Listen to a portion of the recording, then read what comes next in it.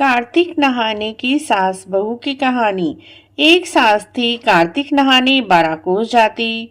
बहू जो थी वह कोठड़ी में पानी डालकर नहा लेती। कहती, मन चंगा तो कोठड़ी में गंगा, कटोती में गंगा।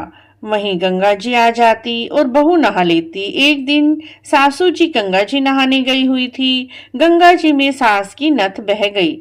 घर पर बहू भी कोठड़ी में पानी भरकर नहा रही थी और कह रही थी, मन चंगा तो कटोती में गंगा। और गंगा जी में बहती हुई नथ उसके हाथ लग गई।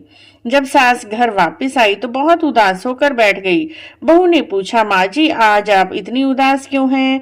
सास ने बताया, बहू मैं गंगा जी नहा रही थी तो मेरी नथ गंगा जी में बह गई। बहू बोली, नथ तो मेरे हाथ लग गई, जब मैं नहा रही थी तो गंगा जी में बहती हुई आ गई और मैंने ले ली। सास ने पूछा, वो कैसे बहू?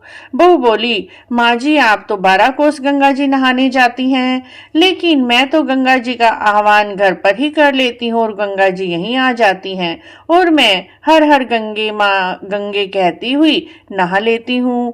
तो सास ने कहा, बहू तू तो हमसे अच्छी है, हम तो 12 कोस नहाने जाते हैं और तू घर बैठी ही गंगा जी को बुलाकर नहा लेती है और तेरे हाथ मेरी नथ भी लग गई।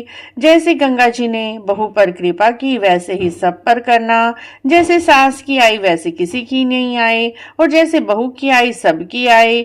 बोलिए गंगा मैया की जय। कार्तिक मास में गंगा जी ना जा सके तो घर में ही हर हर गंगे जय माँ गंगे करते हुए नहा लीजिए। नहाने के बाद इस कहानी को सुने, आपको 1000 गंगा स्नान का फल मिलेगा।